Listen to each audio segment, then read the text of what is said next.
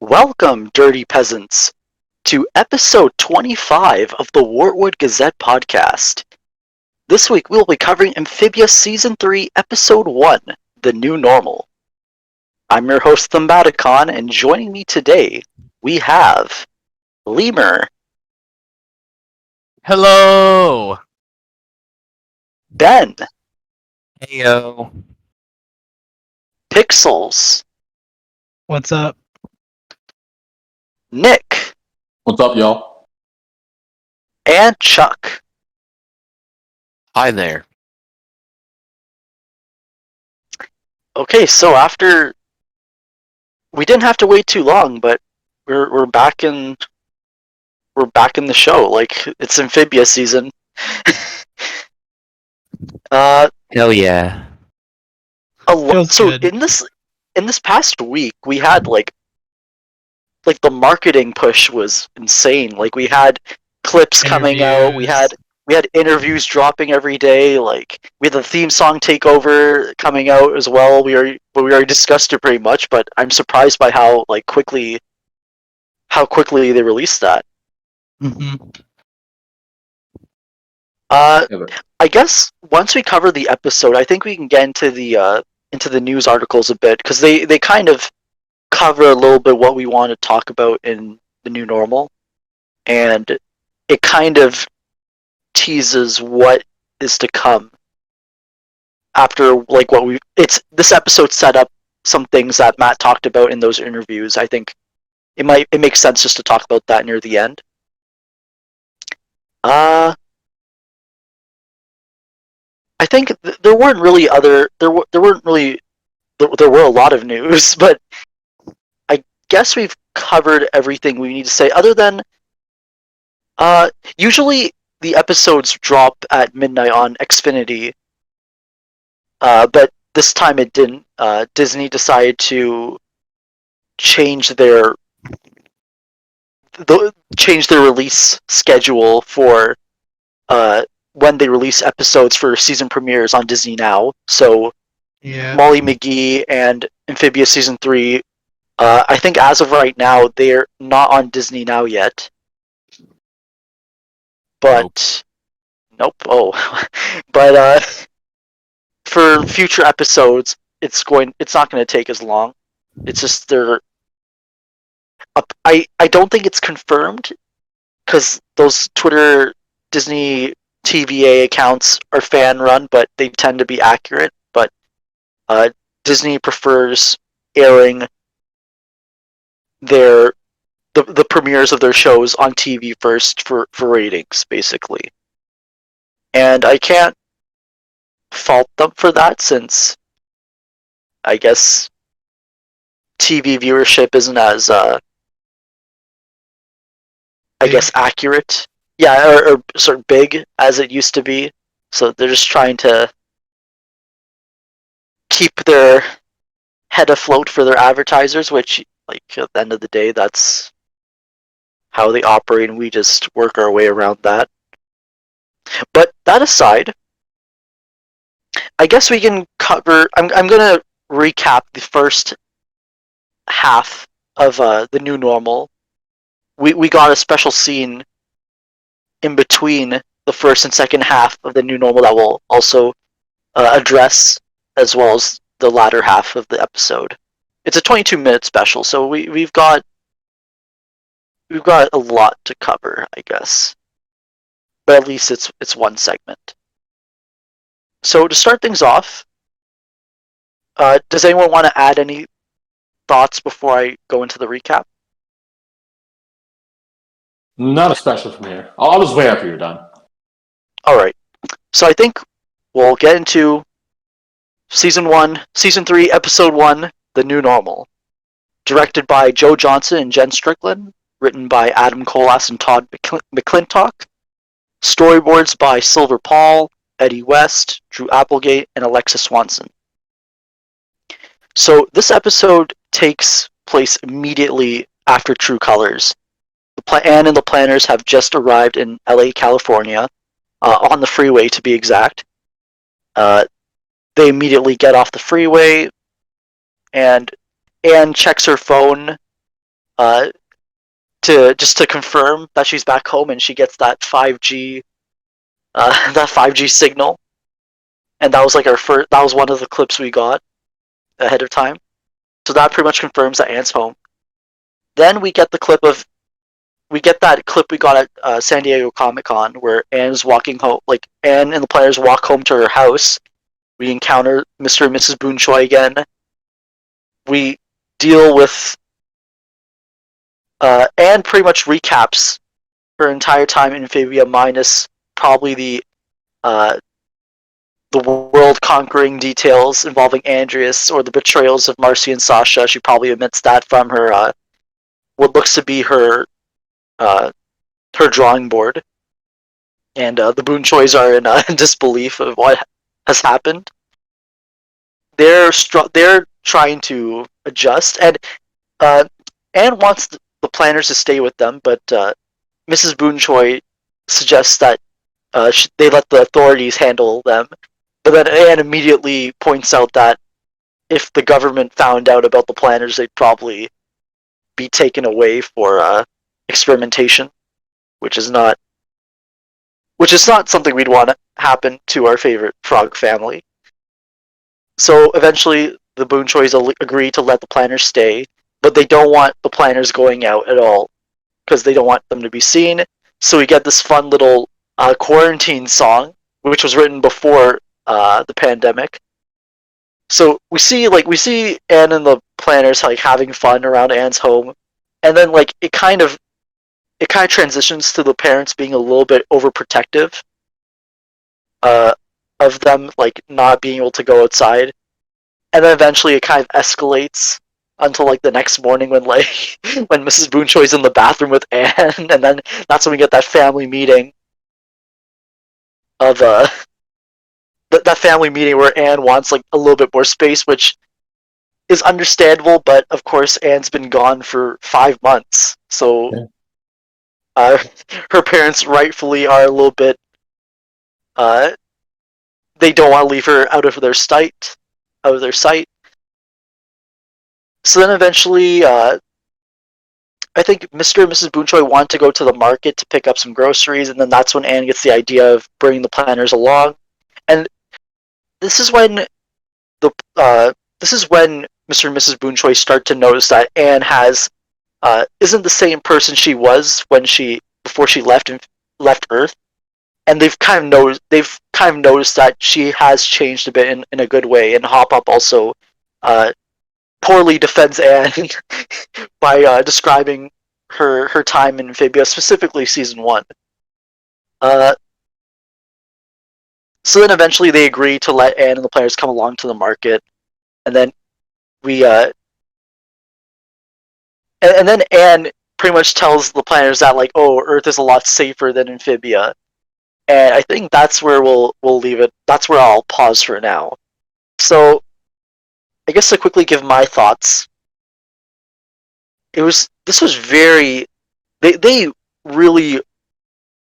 was very fast paced, even though it didn't feel like it was fast paced, but what they were covering was actually quite a bit, where they had to cover Anne's reunion with the parents, the players getting adjusted in the planner home, in the Boon Choi home, and they actually covered quite a bit, I think. And then Anne kind of had to recap her time in Amphibia off screen, which I think might be for the best, since we the audience have already know what was going on. But I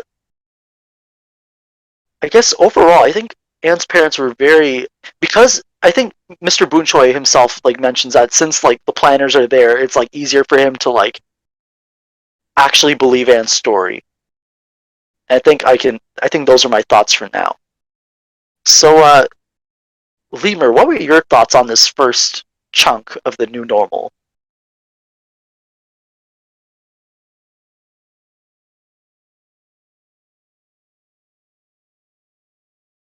Lemur, you there? Sorry. Wait, sorry. I was just fixing some No stuff. worries. Sorry. Yeah. Yeah. I didn't really. This all. I guess to start off. Yeah, this episode didn't really feel like a 22-minute special, but like that's not a bad thing. Like it really like the 22 minutes that this episode used really flew by, and like it didn't feel like it dragged at all. And like yeah, in this first half, they really did cover like a lot of ground. Like they handle the feeling of the planters getting back home well. Like the reunion between Anne and her parents, that's really well done too. Her explaining, well, recapping what happened in Amphibia to her parents is also done well. And we also got a few sneak peeks of the dynamics between the planters and the planters and the Boon Choice, and how are they adjusting to con- the new living conditions that they're now on. Um, yeah, the Boon Choice especially are are great as well. I like I like their personalities, and I also really like how they seem to be very very proactive than most parents are. Like especially, and they have to be because they just got their daughter back and they are now forced to adjust at the new state of like normalcy that they're on right now. And like I al- a lot of people may have qualms that Sasha and Marcy weren't mentioned at all, but for me, I guess that didn't really bother me at all because A, Anne didn't really want to talk about it right now, and B, I guess Anne, the the Moonchoys really wanted to believe Anne at first, like, and like someone pointed it out before, like they because their daughter is back, nothing really matters that much. Like they're just going to make this moment last. That's what I meant to say. And they're gonna figure it out eventually what's going on anyway, prior to the season, is which is a plot point that I really appreciate is gonna take more time to develop because I feel like the blow off to this would be very much worth it. And what else is there to say? Yeah, Polly. Polly is great here too. Her like her her getting legs is like is is weird, but it also opened up some very funny moments. And yeah, the interactions between the Boon Choice and the Planters, they're great as well. Yeah, I am going to discuss some a little bit more, but I think I'm going to save that once we get to the second half of this episode. All right, thank you, Lemur. Pixels, what were your thoughts on this first chunk? Yes, it was fast paced, but I was okay with it. I feel like it needed to be fast paced anyway, so we're introduced since we're like in this new environment and with the planters now involved, it's a better sense for that. It was great. I kind of enjoyed that first part. The Mr. and Mrs. Boonchoy, their VAs were good, and remember that Matt Brawley's mom is the actual voice of Mrs. Boonchoy, and I'm glad we're gonna hear her voice more in season 3. I really enjoyed the quarantine song. It was pretty catchy. It's weird that it was made before all this. It was made before this stuff happened, right? Oh yeah, yeah. It's Like ironic. Yeah, it was. it's It's very ironic. coincidental. Yeah.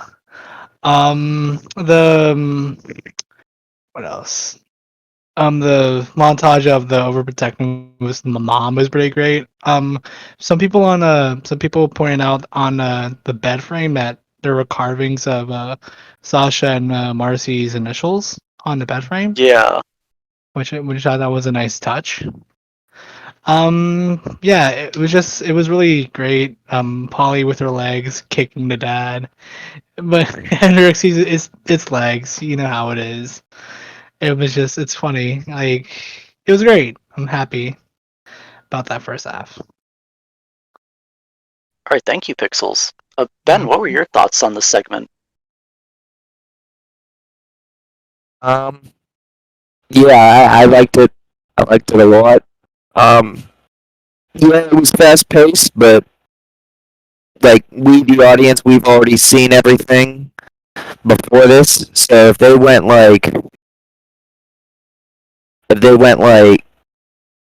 they explained everything, but like TLDR style, it would have probably taken much longer rather than just like skipping over it and being like, so that's everything that happened when explaining it to the Mr. and Mrs. Boon Choi.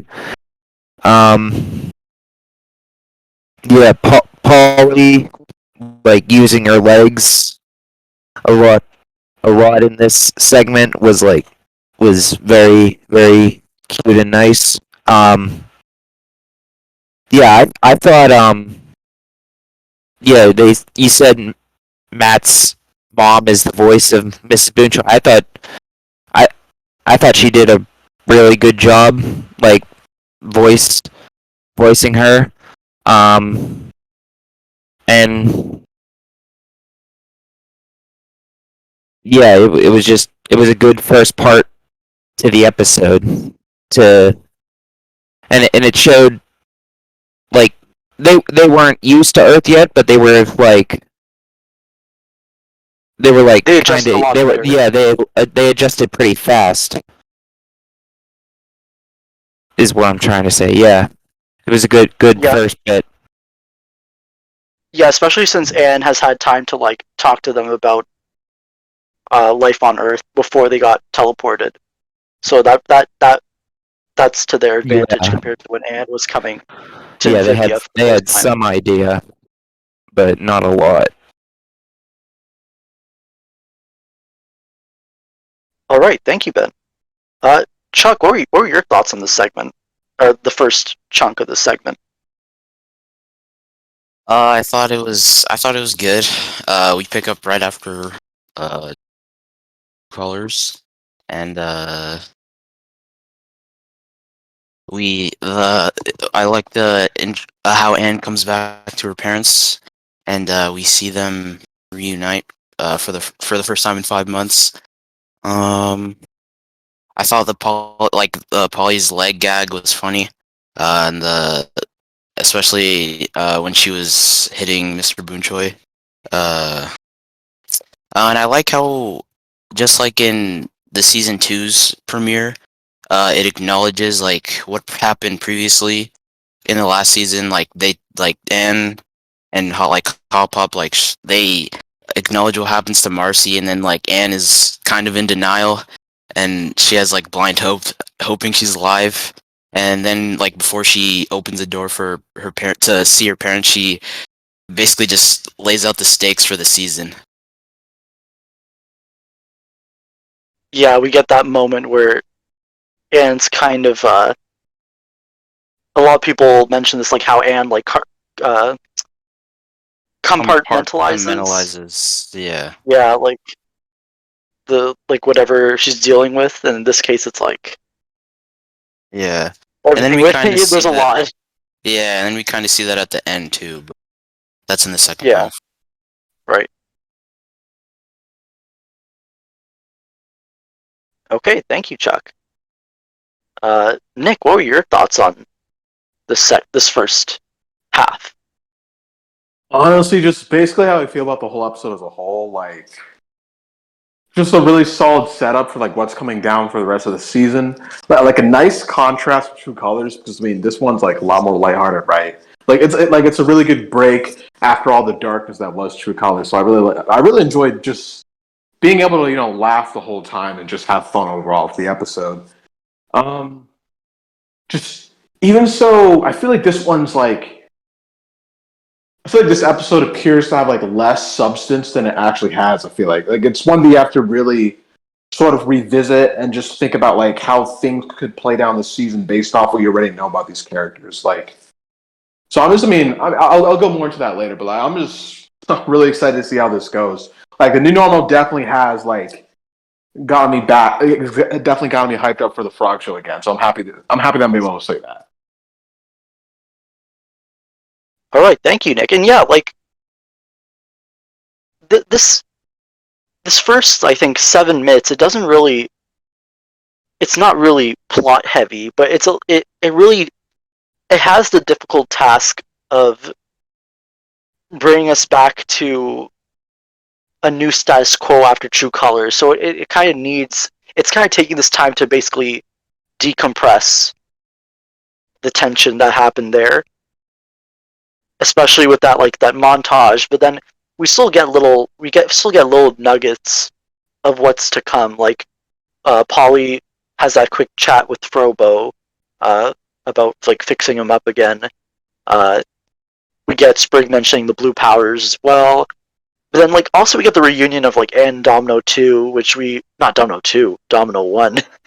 Domino 2 is something else, Yeah, but The OG. original Domino. and then like as well as like Anne and her parents, like it's something that was it's something that needed to happen. And then especially during the montage where like Anne is googling how to defeat evil Newt King Yeah. on Doggle. Oh man. And then we also get that brief moment with I think Ben posted this in the chat earlier, how like when Mr. Boonchoi locks the door and basically puts them on lockdown, it's a lot. It might be a sly comeback callback to Best Franz, where Hop Hop basically does the same thing to Anne and Sprig because they don't want anyone to like freak out about the frogs, which is basically what Hop Hop was doing with Anne. Like vice versa, in a way. Yeah. Wow, I didn't notice Yeah, that until now. There's a lot Yeah. of like thematic parallels in this episode to the first two segments of the show, which is a nice detail that I appreciate. And then we also get that moment where Hop Hop basically repeats the same thing Mr. Boonchoi said Side by side. side by side, and it's kind of like you kind of get this feeling that Hop Hop is going to have to adjust with the idea that he doesn't need to be the the leading parenting figure in the house. Yeah. I know Nick, you were really excited thinking about this like in our earlier season 1 recordings. months ago. I just love the fact that it's all coming together. Like all our mini discussions of season 3, like we're slowly seeing it creep up here. I'm just enjoying seeing that happen. Yeah, and I think so. I covered that. I like that that funny and kind of uncomfortable moment where Anne doesn't want the government to take away the frogs, and like Hop Hop asks about like what The probing is. Christ. God, that was so bad. Hop Pop's into probing. The good old probing. Oh my god. But yeah, no, if I'm being honest, it felt so, I don't know like why, but like back then it felt so natural, just the idea that they'd be living with them, that like it did throw me off when like, when they're at first just not with the idea, But yeah, then, like, when Mrs. Boonchoi doesn't agree to it at first, I'm like, wait, what? You wouldn't yeah, take it was Flanderson? They raised Anne. Yeah. Like you just, because like, I mean, Anne must have like mentioned that, right? Like she was zapped into their world. They took care of her for about 5 months. Like, so Yeah, she mentions that after, I think. Like, I think Anne mentioned something like, "Oh, you guys took me in after that cave or something. It's like the least I can do for you," and that's when like the parents agree. yeah. Yeah, I think someone like kind of theorized that she would say something along those lines, and then they'd give in. Yeah. I think it really emphasizes the idea that the planters are now on the roll. It's a role reversal this time around, where it's the planters who are now the fish out of the pond in this season instead of Anne, and it's a nice thematic and narrative reversal of roles, like I said. Yeah, and Yeah, at least we're definitely. not. And and also a positive is that we're not starting at square one again, since like we have this dynamic established. We don't need to worry about. It doesn't need to take its time the same way season one did, since we're already like familiar with this dynamic with this group.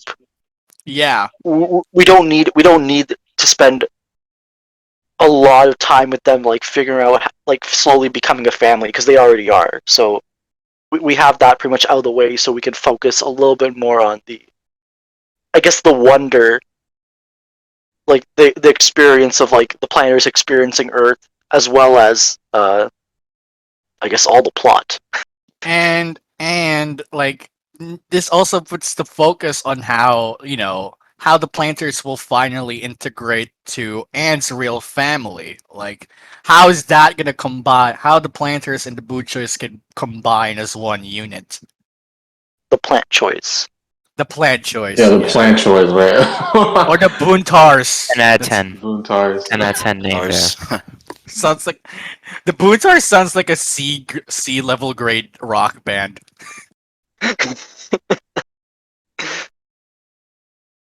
Oh, and also that quarantine song / montage. I like how Sprig is reading a Garfield parody, and then it looks like Mr. Boonchoi's taking lasagna out of the microwave. Oh, That was I that never was a caught nice on one. to that. Yeah. I That was never clever. caught on. Even That like, I was was thinking, clever. like, I don't know, because I never made that. I never put two and two together. Like, I was thinking, oh, is that a Garfield parody? And I was like, oh, is he eating lasagna? Like, I never thought, wait a minute. Like, my brain never put those two things together. But yeah, you're totally right about that. Oh, that was And then also we got- hilarious. Like, I like how it kept cutting back to Sprig, just like putting stuff in the microwave.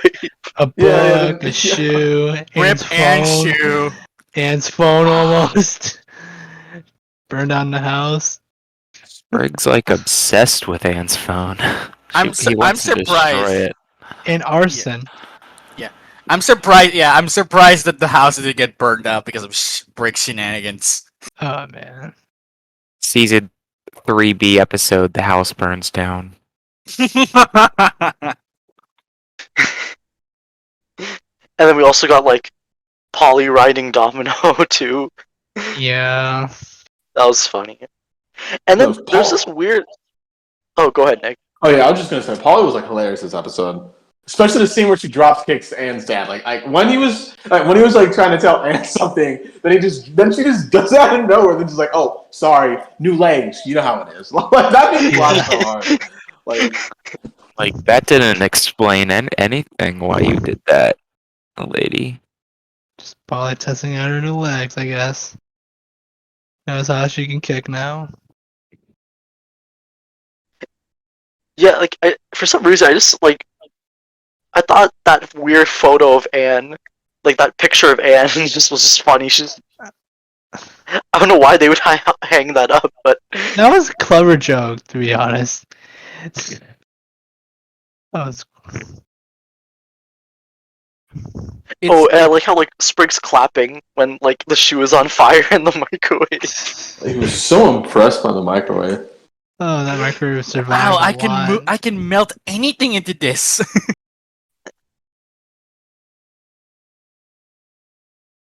So then, I think I covered. Oh, we also get that brief moment where Anne Anne says she's responsible, and then like her parents are caught off guard by that because like they point to like this like picture that she drew when she was 6. The poster child joke. Yeah, no, yeah. That was what I was referring to. I just really like that because like if there's anything that's been consistent in this series, it's just been the fact that like anytime two or more characters reunite, like they always have to go through the process of recognizing that other person has changed, and now we have to see that with the Bunchoi parents. And yeah, I just love the fact that they've always kept that consistent here. Like Sasha, Marcy, now the Bunchois. Like I'm looking forward to seeing how they process that throughout the season. I'm gonna be excited at how Los Angeles in general reacts to how Anne changes. Like she may Oh, not yeah. be like an infamous kid, but Matt did say that there are people in Los Angeles that did get affected by the disappearance of Anne and the girls. Right. Yeah. So seeing the girl who disappeared like 5 months ago just suddenly came back and being a completely different person, it's gonna be an interesting it's gonna be an interesting direction for the season, for an interesting plot point. And Yeah. I like how someone made the comparison where like Anne's picture is like I hate responsibility, and then Valeriana specifically states like, oh, what is part without responsibility? Yeah. Yeah, I love that because like that whole first, like it was even so. Hop Hop ultimately failed convincing them. It's just this whole episode was just full of callbacks to season one, and really just made me appreciate the journey we took with these characters, and especially like just seeing the show really just acknowledge how much she's changed herself. Like that's very rewarding, especially getting to here. And it's only the first episode of season 3, so like I just can't wait to see what else we get from it. Narrative details in this, the the way that the show is so tightly knit in its narrative really makes you happy that you got invested in the show, because like it really does rewards you for paying attention and not skipping any of the episodes. Yeah. Especially when you read in between the lines, right? Like you get a deeper understanding of these characters. So when you see them like maybe push through a limit or triumph over something, it really does just feel rewarding. Like I feel rewarded for caring about the show. Yeah, it makes it worth it. And that's something that not a lot of shows, not just in animation, but just shows in general in entertainment rarely does. Yeah. Yeah, I think. Are there any more thoughts about this first half before I continue on with the next scene? Have you Like, I guess- have you guys discussed about Ma Oh, Bunchoi's obsession with I was protecting about Anne? to say that. I was about to say that. Yeah, I was about to go on that. It Actually. was funny. Yep. The little gag. I just think that's what I'm talking about. Like I feel like this episode it really does, without outright telling you what will happen to these characters down the line. It really does sort of set that up. Like Hop Pop, he's feeling out of place here, right? Like he's not like the chief parent around here anymore. I mean, Polly, we know for a fact that she's going to be. I mean, based on the trailer, we know for a fact she's going to be focusing on fixing Frollo. But then I just want to focus on like May or Mrs. Boonchoi. Like from what we saw in that whole montage, like she was being very obsessive over Anne, like much more compared to her husband, Mr. Boonchoi. So it just makes me think like, yeah, it must have been like an extremely tough time for her, like more than anything. She feels some grief, like some guilt and grievances from when Anne disappeared like 5 months ago, and I think that grief is gonna manifest in the season, and it's going to it's gonna cause conflict with her daughter. Yeah, and I think that's why she was one who was outright saying, "Oh no, they cannot stay here," because she was assuming that it was over, right? That Anne's Yes. adventures in Amphibia were just done. She was here to Yeah, she stay. No literally more says that. nonsense. Yeah, She Yeah. literally says no. like, your adventures like like so she just wants her daughter back to be here, to be home. Like that's where I'm seeing the conflict coming in from. You know, obviously, and she's not ready to stay home. She's not ready to settle down with them again. Like it's not going to be easy for them. Yeah, Mrs. Bunchoi has to cope with the idea that the daughter that she used to know is not the same person Yeah. that is standing before her now. And that's so tough because, like, yeah, she's literally babying Anne throughout that entire montage, combing her hair, like helping her brush her teeth, saying, "What? What you say? It's good to go in." She's like, "It's good to go in pairs." After Anne ran out, like it sucks. Like she wants. I hate to say it, but I do feel like she wants. Like, sure, she's happy because here's the thing. Even in the episode itself, the one who almost immediately like congratulates Anne for her growth, it's Mr. Boonchoy, right? Like, I mean, I know we're not supposed to mention the second part of the episode, but like Ooh, right at the yeah, end of right. it, right at the end of it, like it's Mr. Boonchoy who says, "Oh, it's nice that we have a daughter who's this responsible," right? So it just makes me think. Like, I hate to say, I mean, I hate to say this, but it feels like in a way she wants the Anne of 6 months ago. Like she wants that version of Anne back, right? In a way, because I mean, she's missing that. Like she completely missed that.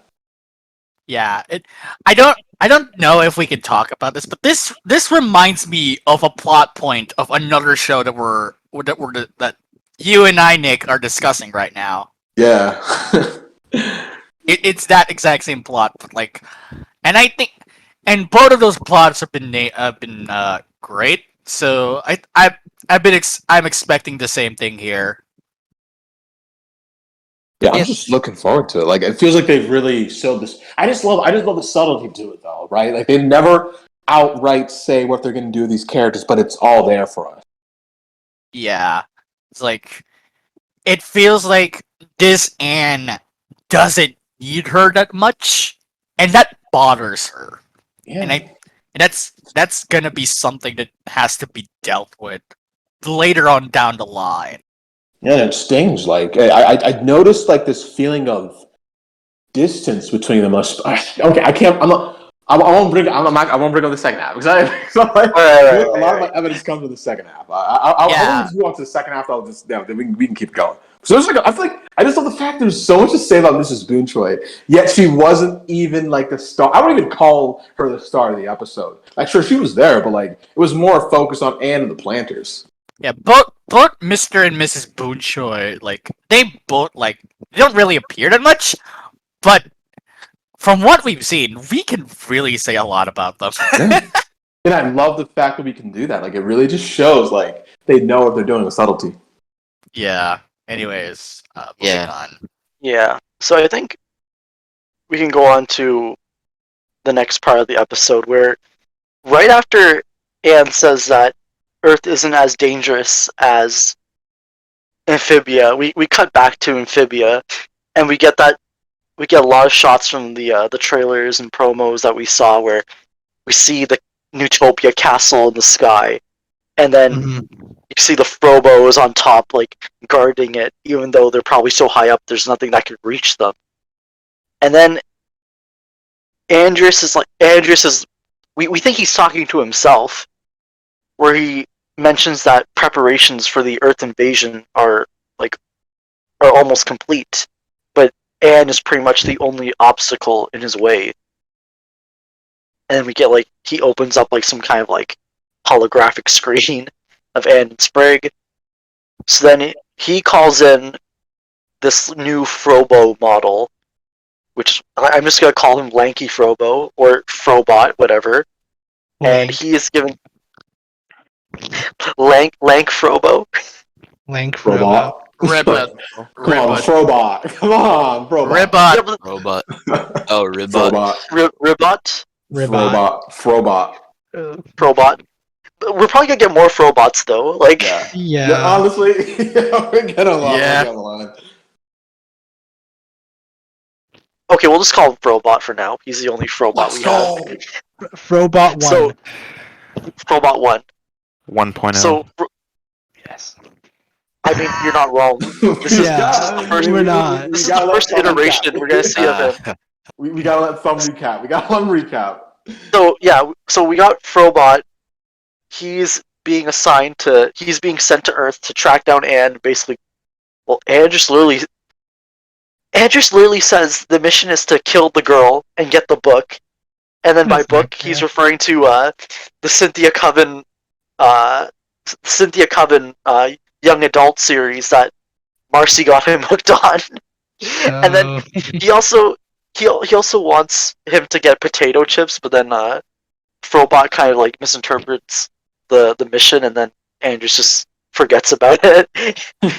But so he's very clear. He needs like he literally says kill the girl, which I'm surprised got passed by S&P. But anyways, like Yeah. and then we realize, so after he sends Frobot to Earth, it cuts back to Andrias, and then we realize that he's talking to Marcy, who's in that tube we've seen way back in in that chamber of water. yeah, like way back in the season 3 intro that we got pretty early on after True Colors aired. And then he mentions that he has plans for her, and I forgot what he says exactly, but it's basically that her like plans for her, or her journey, has basically just only started, which is That's not foreshadowing at all. Oh yeah. And then it cuts back to the Frobot on Earth. He does his stealth mode, which basically he turns invisible, but he still like crushes all the cars in his way. I was shocked when that happened. Like, he has stealth? What the hell? We didn't see this before. Oh, and there's also Andrias is very clear with his instructions where Frobot is not to be seen, because he doesn't want Earth to be aware of what's going on, and he wants to catch them off guard when the invasion happens. So I think, I don't know, like, what do we need to talk about anything other than just Andrias being a sociopath, where he's just casually bringing up his time with Marcy after he like fucking stabbed her? Oh my god. Yeah, I'm not even sure what they're saying. Like, it's very straight to the point. Like, yeah, Very. I'm getting. I'll be honest with you guys. Like, I did not expect that. Like when I was just like, I did not expect an Andrew Stinger to be right in the middle of the episode. Like, if we were gonna see anything on him, I thought that would be at the end. But damn, like, that was just a surprise right there. And like, I don't know what to really say about him. Like, the fact that he can slide from like villainous and cruel to like this goofy guy who can still make me laugh somehow. Like, So two-faced. that's I insane. love it. Yeah. It's the Keith David ability. Like, he does that so well. He was a goat. He's the perfect voice for Andrias. A character like this, yeah. He's a goat. And like the fact that he actually put value in the things that Marcy brought over, the things she cared about, like, it's just disgusting to think about how he treated her. And the fact that he's still planning on doing even worse things. It's just, I don't even know. Like, I'm getting like Aku vibes from like Samurai Jack. The fact that he can easily balance being threatening and goofy, like, that's, I don't even know. I don't even know about Andrias anymore. Like, because it's that's why I just find it weird when people call like Andrew twist villain. Oh yeah, definitely like, not. Yeah. He's always been like this. Yeah, even in True Colors. Like, this is him 100%. Like, he's fun, yes, but he's also like really, really, really fucking cruel. Like, it's more like a personality trait of him that he just suppressed. Like, it's not a 180. Like, he was just being smart. Like, his cruelness, his disdain for friendship, like, he was just hiding that away. He was suppressing that. It was still there. He doesn't have to pretend to, like, not be evil now. He can just be evil, I guess. He can just be himself, I guess. Also, damn, Andrias really left Newtopia to just, like, left for dead. He just completely abandoned his kingdom. Yeah, that's why he's full of shit. Like, he's all like, "Oh, Newtopia went to ruin." Yeah. No, he just wants petty revenge. Like, his revenge, I'm saying that's against his friends. Like, he doesn't care about anything else except getting revenge of people who died thousands of years ago. Like, that's what I'm seeing from him. I mean, there's probably more to it, but like, at least Newtopia still has they still have that like giant wall to protect them. Yeah, but then they It was also have pretty like much a like the huge castle. hole. They have like a hole right in the middle of the city too, don't they? Yeah. Like, Yeah. Basically. And Yeah, their like and their castle leader, wall, and their leader is gone. So Yeah, he's dipped. He's in the Yeah. sky. Like I doubt he's gonna stay there any longer. Like he's abandoning his kingdom for conquest. He wants that's how you know how down bad Andrias is. Like he's full of it. Like he wants to get his kingdom back to glory. No. Like, He wants to. he yeah He he's wants like blood. he wants revenge towards his friends and complete like the goal of his ancestors that they wanted to achieve. And we still don't know how the night plays into that. We have no clue. And we have no still clue have no yet. idea about the night. We don't know about the night. We don't know about any of his friends. Yeah, we're We didn't- probably not and gonna true get colors. we're not gonna get anything about the Wait, night no, for the next yeah. like 5 episodes. Yeah. That's gonna be Just for the waiting. November episodes. Not for a November, while. baby. November. Yeah, that's what I'm betting. Like, November's when it's gonna ramp up. Like I don't know if have I mentioned on the podcast like about how we need to wait for the tension to rise on Earth before we start getting more like Amphibia episodes. Yeah. Like, have I said that? Yeah, you brought that up, I think. Yeah, that's just what I'm guessing. That's how I'm guessing it's going to work here. Like they just need to bring the tension up because, well, yeah, it'd be weird to go from an episode of the planters learning how to skateboard to like, I don't know, like Andrews like blowing up a city. Marcy getting tortured mentally Yeah. by the night. Yeah, literally. Hey, I think it feels like I feel like 2003 Teenage Mutant Ninja Turtles would have a plot like this. Oh my With, god. like Michelangelo like learning how to skate, Would. and then like the They Foot Clan, the would. Shredders start like dropping bodies. Like Yeah, I know what you mean. I know what you mean. They would. They totally would. Crikey. That's gonna be next week's episode. Christ. yeah, Oh, it is. Oh, yeah, The we planter still is don't gonna know. go to the mall, and then next week it's all chaos in Amphibia while Sasha's on the run. Yeah, we Christ. still don't know what Grind. where they are, yeah. But I Right. think or like how Marcy got on the tube, but I don't know. Damn. Oh yeah, we Yeah. might even. We saw that. We saw that still. Yeah, We saw that we're gonna still see of like Sasha we're gonna seeing see. the thing. Yeah, we're gonna see like what Yeah, happened. we still need to immediately see the after aftermath transport. Yeah, in I think we're seeing Amphibia. it. Like I think after we they might see left. it. Yeah. And Sasha's perspective, Damn. Yeah. basically. Yeah, I We think just we're got getting that that. one shot from the promo where she's like looking out at them leaving. Yeah. yeah. That me that she saw, you know. Alright. So I think we can probably go on to the rest of the new normal. So it cuts back. So after Frobot arrives onto Earth, it cuts back to he basically tracks down Anne's energy signature, like her connection to the blue gem, and then it cuts back to Anne helping the planners come up with disguises to fit in. And at first, they're all wearing like bright yellow because that was like Anne's like Go-to that was color. that was Anne's favorite color when she was younger. But Is after it Hop still Hop yellow? walks out, I don't think Anne's favorite color is still yellow because like it seems like her wardrobe doesn't have as much mean, bright yellow. I think that was just like Her a shoes. Yeah. except for shoes. That's a nice touch. Yeah. But yeah, like after Hop Hop walks out with those overalls, and flab. reconsiders everything. But then at least like Hop Hop gets a cool like trench coat, fedora, French and Play-Doh coats. nose. Yeah, fake nose. He looks fly in it. He does, yeah. And then like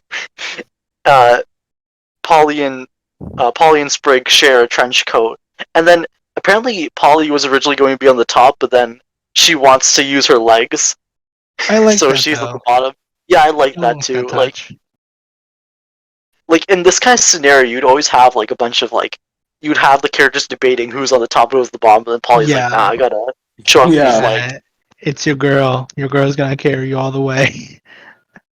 Yes, so then they get to the mall, and then right before they can get out, the Boon Choi's locked like the child. They activate the child lock and basically like go one through like knows. the ground. Yeah, the ground floor, the ground rules. No, wait, that's not the right saying. They just basically go over the rules again. You can't like get yourself you can't step out of line or else it's back to lockdown. And then right when they unlock the doors, like they all just like swarm They out. just run. They just run them all. While So then, while one of the Bunchoi say, "This is a mistake, isn't it?" Yep. yeah. Yeah. And then they get inside. Mr. Boonchoi forgot the shopping list, but then Anne took a screenshot of it before they left, which was responsible of her. Then Also, we basically get the planners are basically looking at the supermarket for the first time, like Sprig comments about all the technology and specifically whether or not they're Frobos or not. Polly briefly with the lotto ticket, hop up with the Jurian. Am I saying it right? Jurian? I believe so. I think it's fine for like Americans. Like it's Yeah. different for like Asian countries, but I think that's the correct pronunciation for it. Yeah, I Okay. love how Anne cut Polly off when he was about to get the lotto ticket. Said, no, you're not. She stopped the addiction at the start. It's not the gambling addiction from the get-go. I love it. Yes, then eventually Anne wants to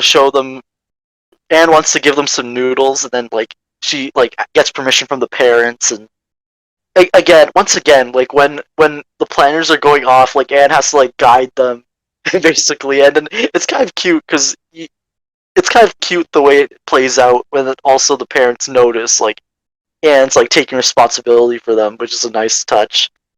I was kind of expecting Anne to pull out one of those toddler harnesses for Hop Pop and Sprig and Polly combo sometime. But yeah, so then basically but that wasn't gonna happen, definitely. yeah. Especially since they're stacked on Polly and Sprig are stacked. If she pulls one, the other one might fall or something. I don't know. Yeah. Yeah. But Anne introduces noodles to them, and it's they love it. Ramen. And then And can frogs Ramen, even sorry. eat noodles or ramen? I don't What? think so. I mean, they're not normal frogs, so Right. Oh yeah, right. True. Uh, so Yeah, right. Yeah, they could probably can. yeah, they can Yeah. eat noodles. Oh man, no, that little scene They was can kinda make pancake things with Mhm. bugs in them in a Yeah. past episode. So I would Yeah, and they would eat think fruits. Yeah, and they eat fruits. Yeah, they're Yeah. just frogs with human diet habits. Well, didn't Hop Hop yeah, when he saw the vegetables, he was what did he say? He was they're so small. He was They're so laughing. small. Yeah, he They're was so laughing small. about yeah. And then I just it was so nice just seeing how they no, because yeah, well wasn't Anne showing off some of the I guess the food native to Thailand or something. I don't know what's going on, but yeah, no, it was just pretty nice, just seeing having Anne show that off to them, just seeing how they react. It's just this is the fun side of them being on Earth. I was really looking forward to just the culture shock, I guess. yeah. Anyways, Tom, you can continue your recap. Sorry about that. Yeah, no worries. And then so basically they're enjoying their ramen or noodles, and then that's when the Frobot just we get that brief moment where the sliding doors open up, and then we all of us know what's about to happen, and then right after when Frobot's approaching them, the magnets on that fridge kind of react with Frobo, and they shut off his cloaking. So then for a couple of seconds he's visible, and then Sprig immediately notices, but then no one believes him until until the Frobot grabs Anne, and then that's when we get that whole that's when we get the start of that conflict with the planners versus Frobot. And just another quick Easter egg or quick reference: the guy at the cashier is also reading that Garfield parody. But Oh, so then, anyways, back to the planners. They're running away from the Frobot. They so they want to try and take him down without Mr. and Mrs. Boonchoi noticing what's going on. Uh, let's see. I'm just going through the fight again. Where basically first they separate from Mr. and Mrs. Boonchoi again. They give Anne the task of getting mackerel. Then once they're far away, like they're far enough from them, they play loud like rock music to try and just drown out the fight. Very quickly, we get some random customer walking by. Then the Frobot immediately hides, and then planners take notice of that. Then once that's out of the way, they go back to fighting. We get that quick moment of Mrs. Boonchoi and Mr. Boonchoi rocking out. That was And then that was one of my favorite scenes of them two of them. Yeah. Now we know Yeah. where. Now we know where Anne got her rebellious streak from. yeah, and then eventually like Hop Pop gets stunned, and then they quickly like retreat into the freezer room, and then we get the like all the like since they're like in the freezer room, like you can feel the tonal shift where basically like Frobot is just like stalking them inside that freezer room, and then Anne, right when Anne like tries telling the player, she realizes, oh, they're frozen. Like it's kind of a nice it's a nice continuity with similar situation happening like Snow Day. So Anne is basically left alone to deal with Frobot. And then right when and Anne's trying to activate her blue powers, but like her calamity form, I guess, nothing's happening. And then the planners make their like own attempt while frozen to try and attack Frobot. And just when you think like they have like enough like momentum, they basically just like slow down right when they reach him.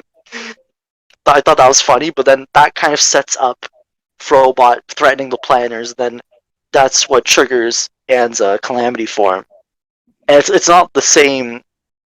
It's not as it's not like this. It's not like she doesn't have glowing blue hair, but she still has like those powers.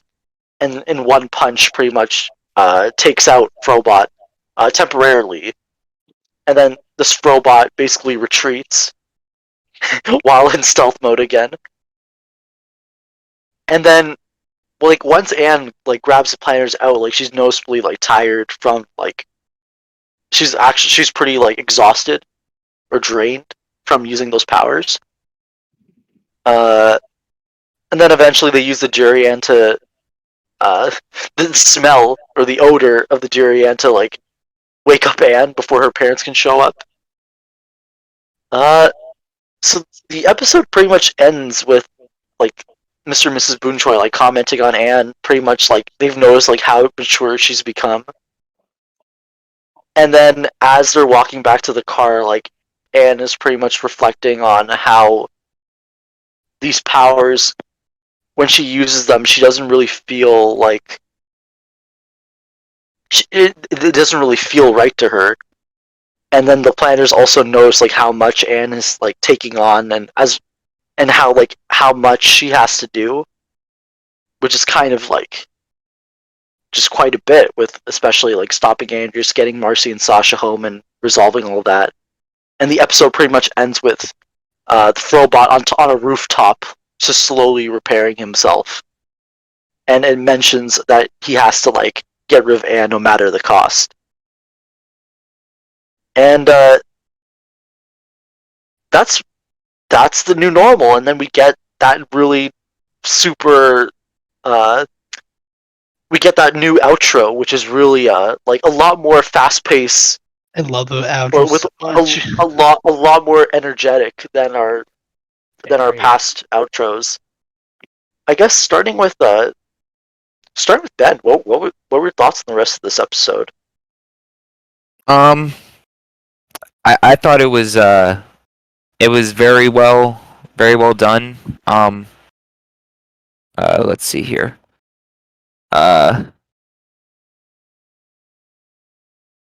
I guess it was a cool little callback because when they were in the freezer and they just froze instantly, and was like, "Oh yeah, frogs." That was like that was a good reference, I guess. And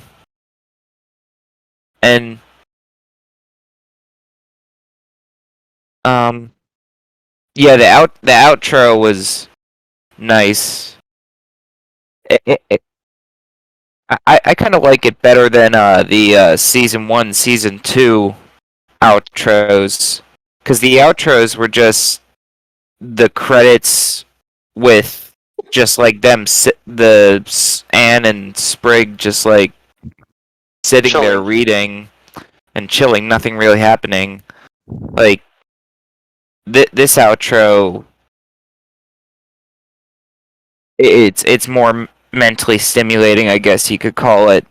Um, and yeah, it was just it was a good first episode to bring back the fans of the show and to start a new season. So yeah, yeah, 10 out of 10. Very good episode. All right, thank you, Ben. Pixels, what were your thoughts on the rest of the episode? It was great. Kind of because last episode we kind of said that the freezer scene would be in the mall episode. Guess we were wrong. But Not all of us were wrong. ooh. But anyway, it was. I like the touch that the Frobot like hid in between the shelves. That was a good touch. I like that. I like that a lot. It shows that I can't get caught. That freezer scene was pretty good. It's most likely she's Anne's powers are activated by emotion almost, and I like that a lot. I mean, from True Color, you kind of see the resemblance with the emotion with Sprig falling off, right? That freezers and the fight. She literally Hadoukened Frobot Yeah, she with did that really. with that punch. It was great, but also it took a big toll on her because she fainted when she got out of the freezer. And it kind of just says, "Oh, these powers are way too powerful for her. She uses too much. Something bad is gonna happen." And she kind of said that when they were leaving. Oh, she said, "Oh, these powers feel bad almost." And I'm like, "Oh, I wonder what's gonna happen with these powers if she uses it for so long and stuff." Altogether, this episode was really good. Yes, the first 10-ish minutes was fast paced, but there's also a reason for that. But the rest of the episode, everything was great. The outro was really good too. It reminds me of a Toucan Birdie a lot, and Nick can kind of agree with me on that. Because it has that Toucan Birdie vibes to it with the colors, the dancing, the animation, how it even the music almost. It was really enjoyable. I cannot wait for season 3A because we have a lot. There's a lot to be in 3A, and I can't wait for next week. All right, thank you, Pixels. Mhm. Lemur, what were your thoughts on the rest of the episode? Okay, so to start off, I appreciate the callbacks from season 1 again in this second half. Like where I like the callback with Anne taking a screenshot of the shopping list, which goes back to Kane Crazy, where she did the exact same thing with Loggle.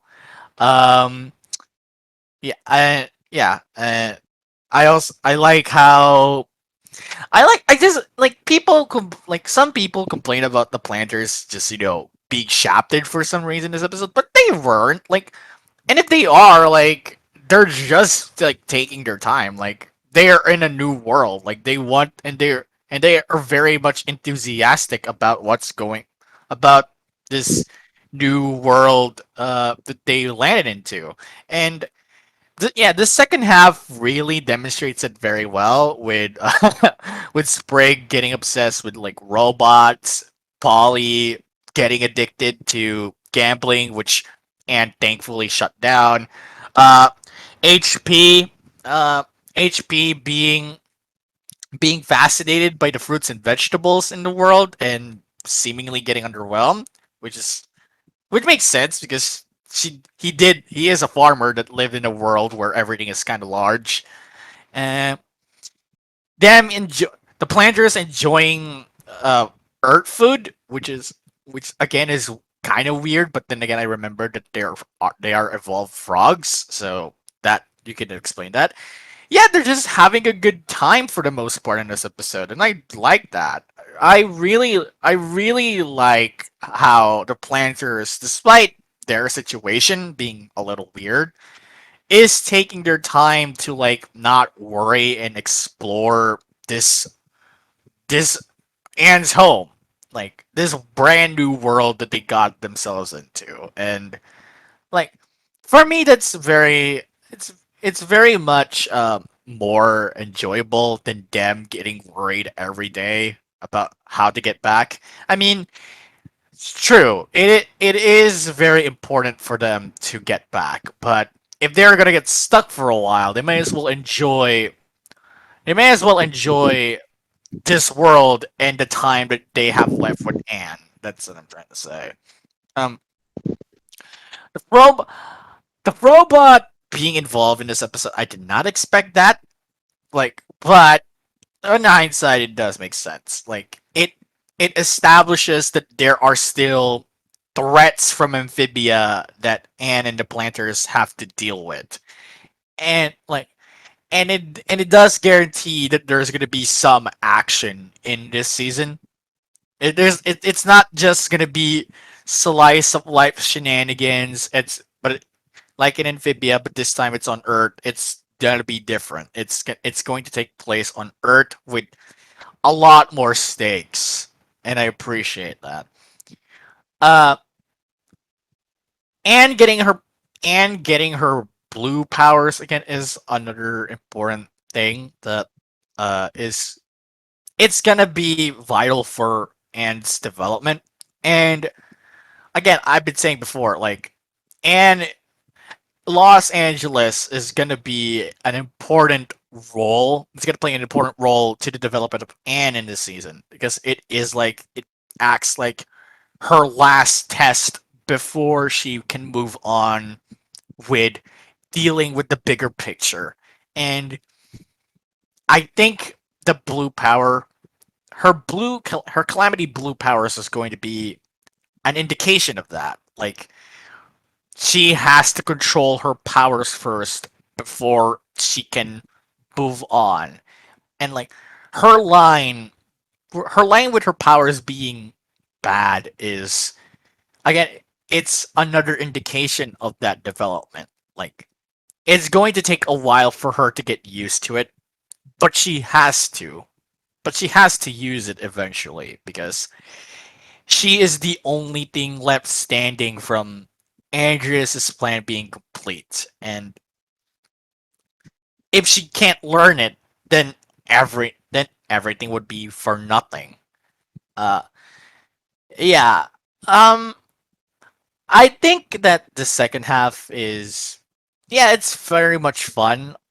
Personally, I don't enjoy it as much as the first half, but this is definitely more like with the first half being more focused on like setup.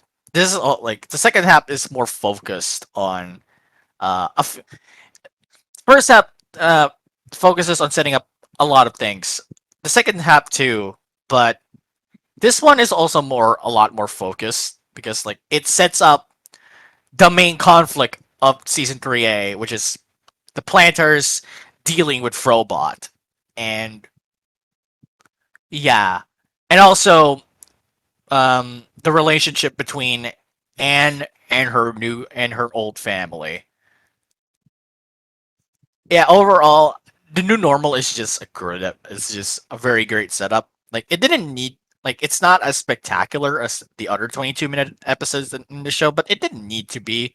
Like it did its job very well while also being really greatly paced. And yeah, the that credit scene. This show is definitely an anime now. Like it's not a Funny Frog show anymore. It's the Funny Frog anime, and it's very Frog-chan. yeah.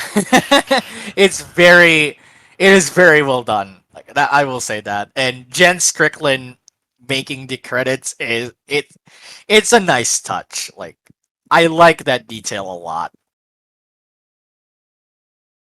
All right, thank you, Lemur. Chuck, what were your thoughts on the rest of New Normal?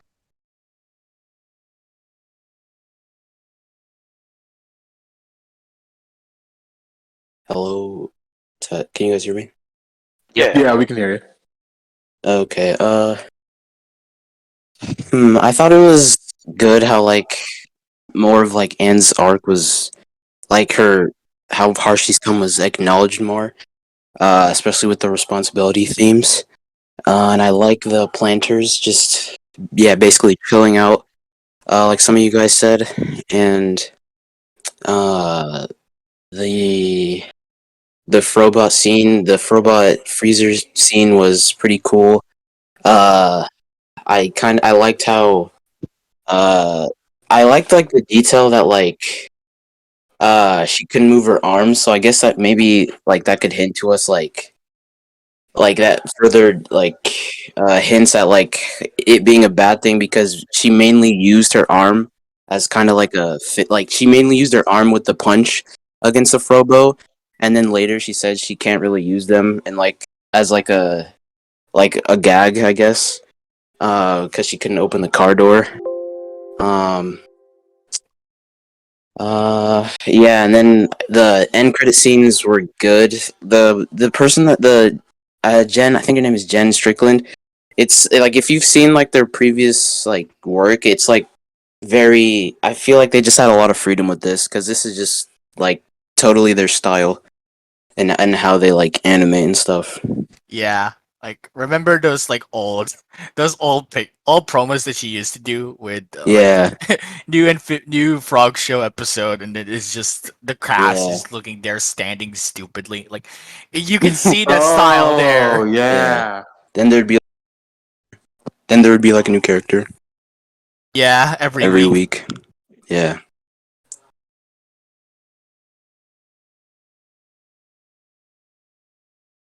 Dang, no, I really did enjoy the season 3 outro. Like, even so, I know I did. I did see some people like not exactly too warmed up to it into it, but I just feel like I just really appreciate it for the fact that it's really just focused on like the love and energy that just surrounds the planters, right? Like, it's just I don't know. Like, even so, yeah, it doesn't really have the chill, sentimental vibe that. Well, no, it is still sentimental, but even so, it doesn't have like the same chill, slowed down vibe as the other two outros. I still feel like this one, it really does I, get across what it's trying to say. Like, I I don't know. really I it's feel like hype. it kind of It's did hype. though, because like it focused on the planters and like Anne, and like there's some shots where like they're sitting down and just chilling. So I kind of feel like that comfy vibe was still sort of there. yeah. Hmm. I guess this one's just more energetic. I'd say, like, do you feel like this one's like more energetic compared to the other two, though? Like, I'm just Yeah, Yes, I would say absolutely. that. Absolutely. yeah, because like they're jumping around the screen and stuff. Yeah, Yeah, Like the first two are just chill, but this one is Yeah. like exciting and hype or something. Yeah, it's Yeah. like hype. It's hype. yeah, Plus, I don't know, just the ending where they're all just hugging each other. That just gets to me. Like, yeah. I It's really do sweet. feel the love that's in this family from that outro. Yeah. I'm just waiting for the day where we got a Marcy episode where she gets tortured for 11 minutes and then we got that out and then we get that outro. Yeah, I'm so holding on to the idea that I feel like Amphibia knows what it needs to do with the outro. I'm so holding on to the idea. It's like Star Versus all over again. Oh, Watch the outro for that episode just to be like some heavy metal type shit or whatever. Nah, I can it's just see gonna it. be Marcy on the tube just there like for 30 seconds while the credits. Just is Darth Yeah, Vader just, breathing. yeah, I it's think just no Earth music. is a Yeah, pretty no great music. place. place. I think it's something. It'll play like Yeah, a something like evil that. Morty type theme or something. Okay. So Jesus. Oh my god. Yeah, I don't even know what I'm expecting myself. Like, Like, I'm just thinking they're gonna change the credits for the episode. 'Cause I they've done it really with do Hopping hope they Mall, change Snow it a Day. lot. Like, yeah, they've done it a ton of times, right? Hopping Mall, Snow Day, True Colors I do- reunion. Halloween hope that the episode, I credits- think. Yeah, the Yeah. shut-in. Yeah. Yeah. I hope that they change the credits more frequently in this season, just to like signify the Yeah, progression especially that we're next week having. because like Yeah. 'Cause we're getting a Sasha episode and yeah, getting and that that outro. no way that's all like right. Anyways, Sunshine Sasha Ooh. aside, let's. Sorry. Go. This is Plan Choi talk. Okay, we're not letting. Don't worry, don't worry. We're just saying. We're just saying We're incredible just change. explaining some shit. So- Okay. Nick, what were your thoughts on the rest of the new normal? Oh shoot. I don't know. I just really liked it. I'm not. I mean, I don't really know which half I like more. I mean, I know it's a lot of people pointed out that like these really did feel like two different plots in one episode, but I still look at it as a whole. So like, I just enjoyed everything. A lot of fun gags here again. You know, just seeing the planters enjoy Earth stuff. Really liked when Hop Pop mocked like the size of the vegetables on Earth. He was like, really small, Yeah. huh? As he was walking by them. That was really funny. Like, it's just, I just love how they just have these characters nailed down though, because that just feels like like that's something I would expect from Hop Pop. Like he would absolutely make that snide comment while walking around vegetables on Earth. Like I could definitely see him doing that. Them eating noodles, that was pretty fun. Like just, I don't know. I'm just, they're slowly building. It's like this wasn't like a hugely exciting episode, but they definitely are like they're planting the seeds for the rest of the season here.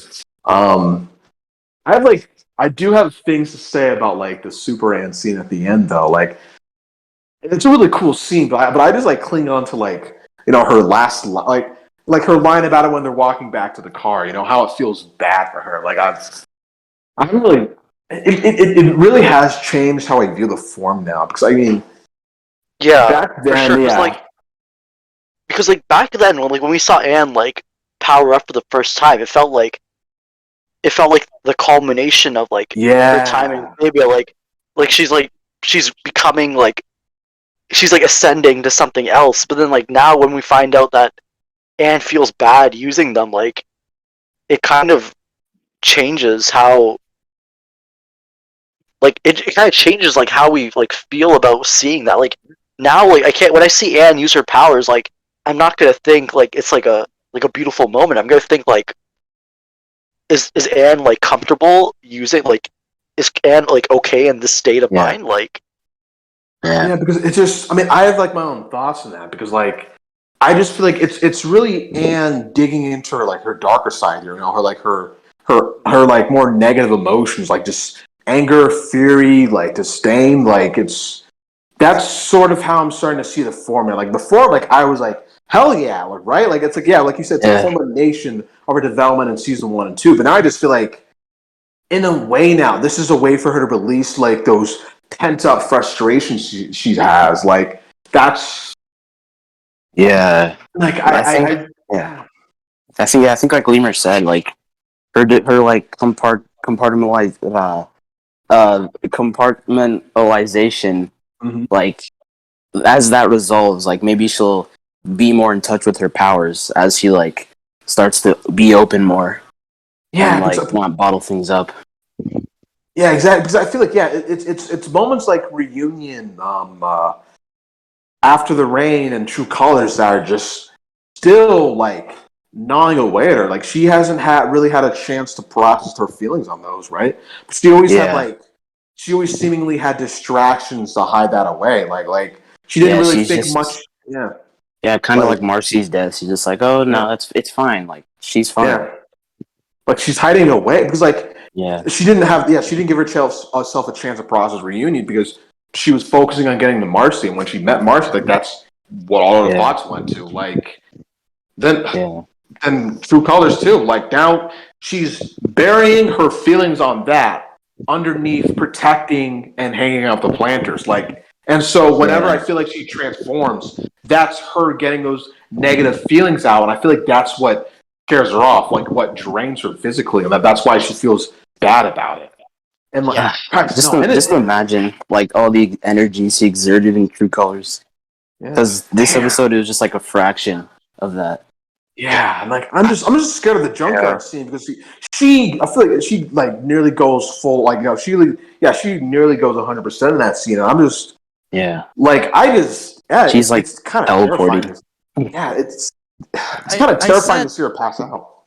I said before, like from what we've seen, anger Ant's powers come from anger, but it's not like blind fury, but it's righteous anger. The anger that comes from trying to protect the people that you love. But like I could see why something like that can be draining for Anne because it feels like you're trying to fight for some. Yes, you are fighting for something, but at the same time, it can be destructive. So, like, I do believe that in order for her to to control her powers more efficiently, she has to find a way to use it without getting angry. Like, she has to use it when she's, I guess, at peace at what happened.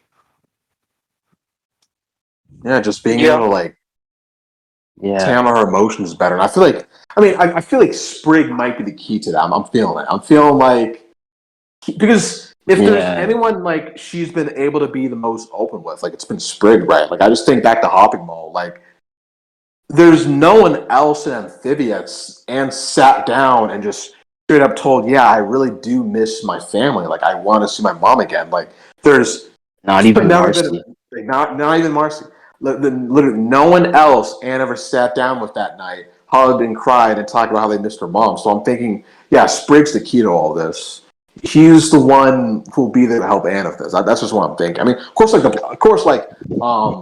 parents and HP and Polly too. But I just think like primarily Sprig. He's gonna be there to help her. I'm also thinking maybe Mrs. Boonchoy could be a key to that. It's like because if we can have like May to like reconcile with her daughter that's like hitting two birds with one stone. You can resolve Anne's crisis with her powers while also have Mrs. Boonchoy finally accepting the fact that her daughter is not the same one she had before. This is a new one, and she has to learn to love her. Yeah, just like imagine the scene where Anne is just like pouring her heart out to her mom. Yeah. Yeah, Anne really hasn't had like a moment. Like, I think a lot of us thought that like new normal would be like the time for Anne to finally like more emotional pain, breathe. But like no, she's still focused on getting back to Amphibia. She has a lot of things coming to her mind. Like someone said, sorry. I was gonna say like someone said that New Normal didn't do a good job of like following up like the plot points from True Colors, but like it's not. The New Normal isn't like the New Normal is not the same episode as the first temple was to After the Rain or Battle of the Bands and Dinner was to Third Temple. It's not meant to do that. It's meant to set up more conflicts. No, I agree there. Hands down. Yeah. Sorry, Tom, what are you gonna say? I'm trying to like remember like it was about Anne. Okay, I'm trying to recall, make a train of thought. So Anne's back on Earth. She doesn't. Anne hasn't had her moment to be one-on-one. not on 1-1. Okay, now I remember. The planners, the planners notice that Anne's taking up a lot more, like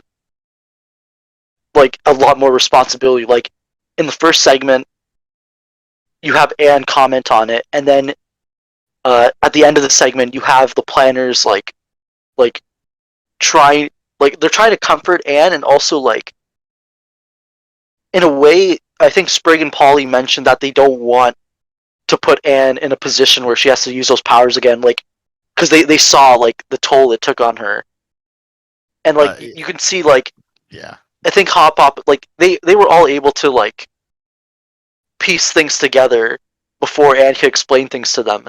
So I like that the planners had that kind of like the planners were observant this time around. Like sometimes like the show likes to have them be a little bit like oblivious for the comedy, like as we saw in the dinner.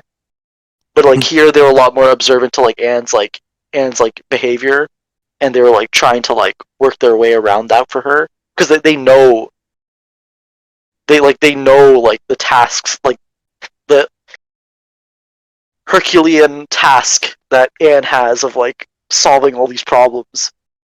And Yeah, I the feel whole- like, yeah, go ahead, Nick. Oh no, you continue. I was just gonna make like one random comment. You keep going. Yeah, like I think Anne is going. Unfortunately, she's going to have some sort of breaking point. Like maybe it's at the And junkyard Terminator. fight that we see in the future. Yeah, maybe it's at Anne's Terminator. And I kind of just go back to how. Actually, go ahead, Nick, because I have another point I want to make later. Yeah, I was just gonna say, like, the whole weight of the world's on her shoulders right here. Like, there's so much she's processing here while trying to keep her family safe. Like, it's just, damn. No, I just, yeah, I do agree with you there. Like, there's going to be a breaking point. I just hope, like, she remembers. I just hope, like, Anne, remembers at that point. Where she really gets her strength from, which is her family and friends. I feel like those are the people who've always inspired her to keep going even when at her lowest. So I just hope, like, even so right now, Anne, I mean, it's just horrible right now because it's just, she can't even confide in her parents. And with the planters, she can't, like, she's viewing herself as like the one who has to take care of them. Like, who's someone she can lean on right now, for support? Like, Yeah. so I'm just thinking, like, That. also, that- like, yeah, I used that sorry. word intentionally. I did. I actually, yeah, I knew I was the one who said that. But yeah, I do think there is going to be a breaking point for Anne at some point where she just needs to just, like, just tell everyone, just, I need help or something. Like, And it has I can't do to this be alone. done, and it has to be done without the blue powers, because like we've seen that like that might be getting in the way of her. Yeah. It's weird how the blue powers at the same time are like the product of her character development, but now it might be like holding her back now. Yeah. True. Like, Dang. I also want to yeah, it's like that. Nick Magada made a good point, and the fact that she Yeah. has yet, the fact that Anne has yet to fully experience the repercussions of her disappearance from Los Angeles, that's going to like add even more stress to her. And in a way, it kind of reflects Marcy's dilemma before Amphibia in a way. Dang, it's just pain. Like, imagine the guilt she's gonna feel when she realizes she's driving her parents away. Like, it's just like, I don't know. It just, I just hope the time, because it's just like, you just forget, like, she's supposed to be a 13-year-old girl sometimes, right? Like, she does so many amazing things. Like, she's so damn strong that you just forget. Yeah, she's still only 13. Like, it seems like the first, the breakdown of the first temple that just reminded me of that. Like, she's still only 13. Like, she can't do all this alone. So, yeah, damn. It's gonna be tough for her, but I think eventually she will, like, realize that these are people that she can rely on, and that Anne can do this together. Like, she doesn't, like, this isn't a situation for her just to clean up. It's everyone's chance to participate. Yeah, and it's gonna be interesting how she interacts with her home now, considering everything that has happened. The new normal. Yeah, the Am I new right? normal. Yeah. Yeah, and Roll credits. I wanted to talk about the Frobo scene, the Frobot scene at the end. How do you guys want to? Is there anything else you guys want to cover about Anne? I think Not. I think we Yeah, I covered a think we lot. covered everything. Yeah. Honestly, yeah, We we popped covered off it on all. Anne. Yeah, we popped off Okay. on Anne. Because I just thought it was interesting how like where we see the Frobot at the end, like it's mostly his like torso and face that are like beat up, but his foot and arm are okay. But then Yeah. we've seen a majority of the Frobot scenes in the like in the promos, and the next time we see Frobot, he has like his construction arm and like the buzzsaw leg and rivet gun and the rivet Yeah. gun. So it feels like maybe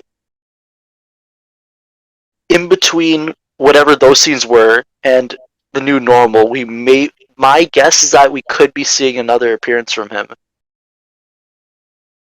Because he hasn't lost a leg and an arm yet. Yeah. And then you have like Dr. Octopus and like having a Frobo arm and stuff, which is a different can of worms. Yeah. And I don't know, I'm just like I don't know, that was just something I wanted to bring up. Yeah. But And then I think someone brought up that like Anne took out like the sensor on its eye, I think. So maybe it won't be yeah. able to detect your powers anymore. Yeah, I won't be For able to now, at track least. them. Yeah. It's gonna be, yeah, but it'll give a good chance for other like antagonists to breathe, like AKA the FBI. It's gonna give us good chances to introduce other conflicts that might go through and just keep Frobot like sort of benched for a while. But you did make a good point though there. Like some parts of Frobot looks like they still need to be destroyed or something, before we get like that one scene of them running into him on the highway. So I'm thinking maybe he'll get like another appearance before he comes back in Ant's Terminator. That's what I'm betting on now. He'll get like one more where Ant just fucks him up again. Like he's just gonna keep getting his ass kicked. Like that's his future here. Like Maybe fixing Frobo, I don't know. Okay. Who knows? Yeah, maybe there. Who knows? But yeah, I'm just thinking like one more segment for him. That's where Ant's like, okay, I want to be the Shadigu now, and then we're gonna get Ant's Terminator. Yeah, where he's all like geared up. And then was the statue a Gargoyles reference? Or am I crazy? I don't know, like with Matt maybe I'm guessing it could be a Gargoyles reference, because like on the rooftop, I don't know. But Yeah, probably. I think it's safe to assume. another thing was that like so the plan for Frobot was to kill Anne, grab the Cynthia Coven book, and then like are they still in contact? Like is Frobot still able to contact Andrias? Because like why would he be repairing himself on Earth where if he had the ability to, could he just like teleport back to Amphibia to get repairs? Or is that just never gonna get addressed? Maybe he was like too damaged to teleport back, or Maybe something. he can't teleport. Maybe it was just like a one-way trip, and Andrias would receive a signal or something. Or maybe Frobo or the Frobot somehow maybe communicates with him or something. Or maybe a distress signal, and then Andrias like picks him up, and then maybe he gets a brief on the situation. A brief. Or Frobot completes his mission, and then Andrias is just like, "Congrats, you did your mission," then blows it up. Yeah, he self-destructs him. Yeah. Wouldn't be surprised at this point. Or like maybe Andrias, like we cut back to Andrias like sitting. He's like, wait, how do I bring Frobot back? It's like no, his first concern is like, wait, how do I get the Cynthia Coven novel back? Oh wait, and also how will I know Anne's dead? Yeah. Oh wait, we also have like maybe he could be in Temple Frogs because of like the intro where Ooh. there's robots and like Oh, because they're in one of sending the the swarm promos. in. Yeah, Yeah, and then true. there's an explosion in the promo somewhere. So maybe he could be there too. Who knows? Yeah, interesting. So maybe yeah. I'm just. Well, no, that's not the episode. I'll just We'll speculate just- like later on. Yeah, But I'm just thinking like, how are they gonna hide that out? Like, there's no way they're gonna be able to hide. There's no way they're gonna be able to hide with even Temple Frogs. Like, there's no way. Yeah. well, we just Yeah, gotta wait maybe. and see. Yeah, Sorry. maybe like we'll get a quick scene of Andrias being like, "All right, like I haven't heard from Frobot. Just send in like an armada of dragonflies," and because like that, like right now, Andrias seems pretty like sneaky about everything, but that just raises questions: why, how Temple Frogs? Like, what's the state Yeah. of? Well, he did mention that like preparations are almost complete. Yeah, his army. Jesus, like when we saw like so many Frobos just surrounding the castle, like he's God, like he's really the gearing real up for this. deal. Like, he's doing it. Like he's going all out. Like I have a feeling he probably knows he's like almost ready to invade, regardless of like if Anne is there, because like she's one girl against probably Yeah, that's hundreds, what I'm thousands thinking. of robot frogs. But he wanted to send one Frobo to try and kill her, just to have the possibility of it being easier when everything is ready. Yeah, that's what I'm thinking. Like maybe since like the Frobot sensors like destroyed, he just gives up. Maybe tells Andrea, so yeah, she's dead or something, and then or he tells her that he wasn't able to like eliminate her, so he's just like, screw it, and then full on swarm. But I don't know. A one Chitari invasion portal in the sky. Portal in the sky. Wouldn't be an invasion without a portal to the sky. Nope. And I'm just thinking again about how, like in season 2, we had this idea that the planners are going on this journey, and then like by episode 6, they end up in like the heart of Amphibia. Like they end up in Utopia by episode 6, and like we were all thinking, oh man, like this went by pretty quickly. And then we had the same case with the temple, like the temple quest that went by within half the season.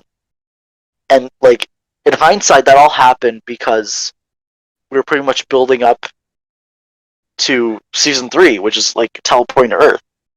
Yeah. So now I'm thinking, with the episodes we have at the moment, does it seem like we're getting the same kind of trajectory where these first few episodes are pretty, well, there's something wrong with them. It's just like they're very like by season 3 standards, they're like pretty laid back, but we still have stuff like Turning Point, Thai Feud, Fight at the Museum, maybe, and Terminator. So it seems like what are they setting up now? Yeah, I don't even know. that's a good point. I like. Because Matt did say like a good chunk of the season will be on Earth, and then the rest is just in Amphibia. So I don't even know. Yeah, We just have to wait. I think we just have to wait for the 10th episode. I don't know. yeah. Well, for context, does anyone have? Was it Adam Colas that tweeted that Yeah. last year?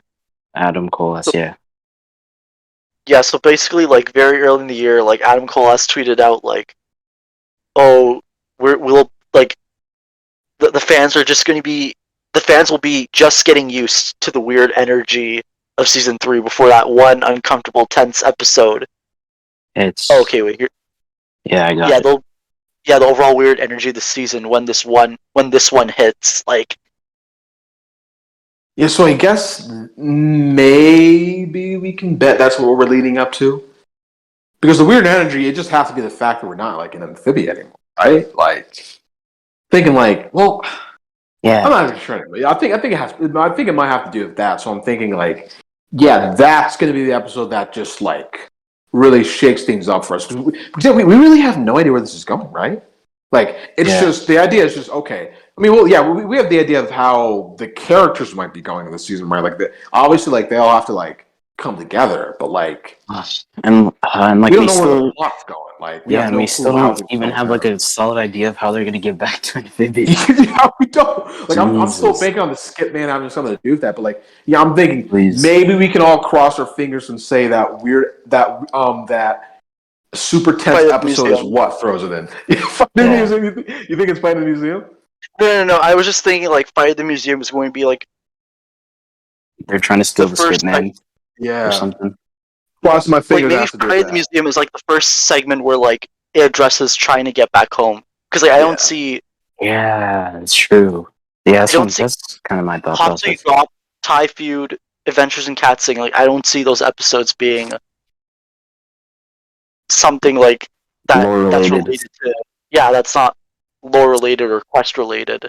Yeah, we're like related to the stakes in any way. Yeah.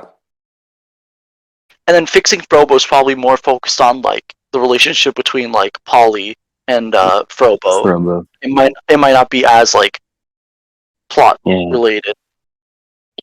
Yeah, I don't even know. Yeah. It might be another. What if Frobot comes back in Fixing Frobo? I feel like he Nah, might. nah. I feel like he might.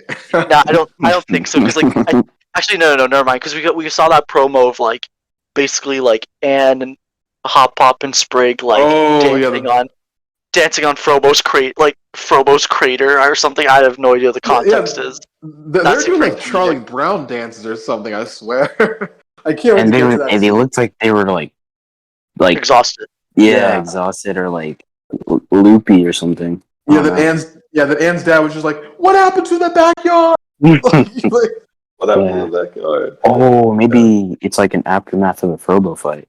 Yeah. Oh, what if they're like building up Frobo to go against the Frobot, but then like Frobo loses and then I don't even know. I see I'm that. not even, I don't even know. Like it's I'm just throwing something's stuff at the wall. Or like at this point. Frobo gets the janky Frobo body instead of his old one. Yeah. they're gonna need parts from somewhere. I can totally see it. Then he becomes Ultimate Frobo. Yeah. I'm just thinking of the image he posted at Ultimate Bravo.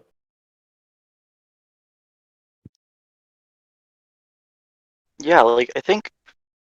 Did we cover everything for? Well, I didn't talk about the credits yet. Like personally, I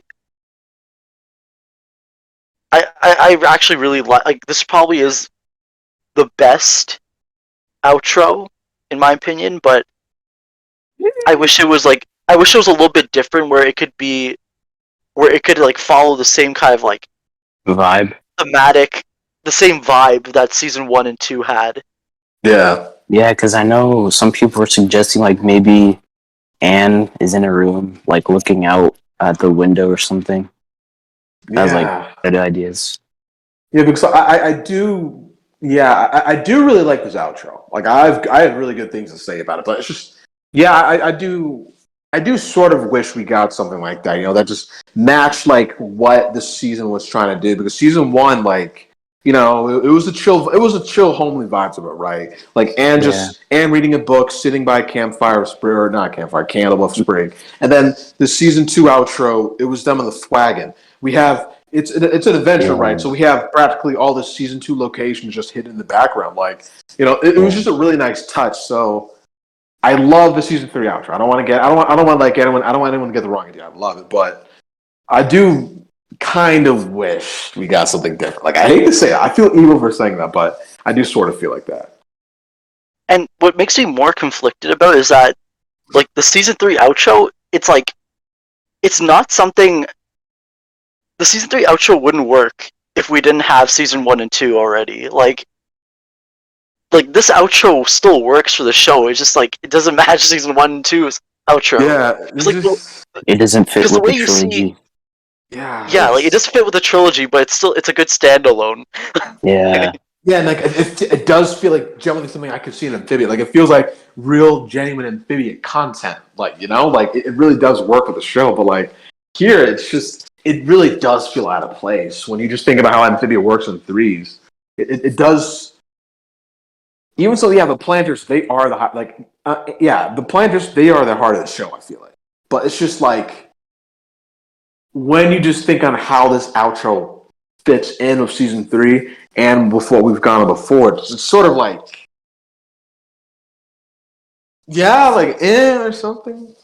I still love it though. I still love it all the same, and I still hold on to the idea that they will change it up, based on like what episodes we'll get down the line. Like I was fine with it being here. Honestly, I was fine with us getting an outro for this episode. If it's like a lighthearted episode, go ahead and play that. Like I don't even care. But if it's like turning point or maybe a Sasha episode or maybe like a very emotional one of Anne, like we got to be careful. We got to be careful when we play it. Like be careful when you play it. Be careful when you play it. Well, actually, even if it's an emotional episode with Anne, like I feel like this outro could still fit because like as long as Anne is like in a better place by the end of the episode. Yeah. Okay. Yeah. Because it can't be one where she claps on the ground. Like she's freaking out, then it's like, then it plays that, right? And then you just play.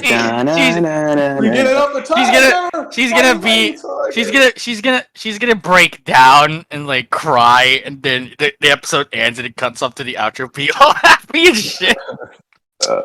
That's just fun. I just hope they don't do that. It's kind of funny, but at the same time, yeah. But yeah. Man, but like, I would be wrong if I said like, I feel like the outro in a way it is emotional because it focuses on the planters' love and like that ending shot with all hugging each other. Like I'd be lying if I said I didn't feel even a tiny bit emotional seeing that, just because I know this just we're getting close to goodbye, and I hate to say that, but we are. But and like the season 1 outro had only Anne and Sprig. The season 2 outro had Anne, Sprig, and Hop Hop, and then like Polly was inside the room, like inside the flagon. So Polly's at first least debut. So yeah, so at least in this outro, like we have Polly, and like it just feels like this outro feels a lot more involved, I guess. Yeah, like it. I mean, I like all those small things you can notice. Like you could see Sasha, Marcy, and Gryman in the outro if you pause it at some moments. Yeah. So it's kind of nice. It just like I cannot say I have like any. I have zero negative feelings about it. Like I love it. I fucking love this thing. It's just like when you compare it to the other ones, like it doesn't capture the journey of this season. It just feels like, out of yeah. It just feels out of because for season 1 there wasn't really a journey, so it was just because it's basically just Anne in Wartwood chilling. So you get an outro of Anne chilling with Sprig in Wartwood, reading books, I guess. And then season 2, they're traveling to Utopia, so we get like an outro of them like cozy at night traveling, and then the distance you can see the different season 2 locations, and then but like for season 3 it's like it's just like funny frog drawings. Yeah, funny frog show. Funny frog anime, by the way. Yeah, I was going to say funny frog anime. Yeah.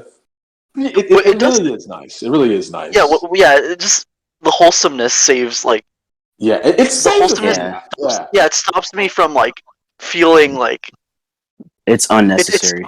It stops me from it stops me from feeling like it was unnecessary. Yeah, it's just so nice, Like I really appreciate it. I can say that the season 3 credits kind of signifies how the planters are actually like a full unit. Like they're here together for the journey, and they're gonna end it together. Like that's what I got. That's what I got from that season 3 intro. It's not about like what state are they in now. It's the fact that how far they have come as a unit, as a family. No matter where they are, they're always going to be the planned choice. Yeah. No Yes. matter where they are, family always find each other. Yeah, it really is about the love between this family. Too bad we don't get that much detail with the girls so well. Okay, granted, Oof. Marcy and Sasha, they carved their names in Anne's headboard. Okay, they deserve to stay in Amphibia. Like, you don't go around carving your initials in Oh other yeah, I people's forgot head. he's Like, a wood guy. I forgot Thumb's like a wood guy. Yeah. Yeah, you made like a cutting board or something. That's Yeah. just me being salty. Look. I mean, they're gonna be important by the end. Like, they're gonna be important post planters for Anne, but like, still. Right, but Lemur, you don't see me carving my initials in like other people's houses. Okay, I get it now. I get it. Okay. Dang, man. That headboard's gonna appear in every shot of Anne's room, and Thumb's just gonna get salty every episode it's in. Dang, Dom, you don't have to be that salty. Jeez, Yeah. they're kids. Yeah, Thumb's gonna be like, all right, guys, I almost like the episode, but then we got a shot of Anne's headboard. I can't believe it. Like, As the I one am- man, I cannot. I am a accept it. carpenter. I am very much offended at the idea that someone carves in my perfectly good wood. Besmirched. They besmirched the holy trunk. Oh my god. My Dom, antique come trunks on. have been violated. This is unacceptable. Okay, but do you go into other people's house? Like, do you go into your friend's place and like, oh yeah, I'm having a good time. Let me pull out like my carving knife and just put a stain like this dark stain, like this dark part of history onto some other person's like property. Like, Okay, Dom, but like here's the thing. Like what if it's like memorabilia? Like what if like Sasha and Marcy want to carve their initials just to signify that they'll always be with Anne no matter where they are? How's that? Or Ooh, that's maybe, deep. That's deep. or maybe Sasha dared Marcy to do it or something. Oh my god, come on. Lemur, this is a C fan. Another- This is a I wouldn't put it past her. Honestly, I could see it, but I still feel like it's just all the girls, just Wholesome. Being friends, it's being just like a wholesome wholesome friends. moment, Yeah, I just- won't just take get any that. other answer. Yeah, because I feel like, So, obviously, yeah, the wouldn't girls they- still were wholesome to each other sometimes. I mean, usually, yeah, they have their problems. Like they still Watch were the like, headboard. respecting each other.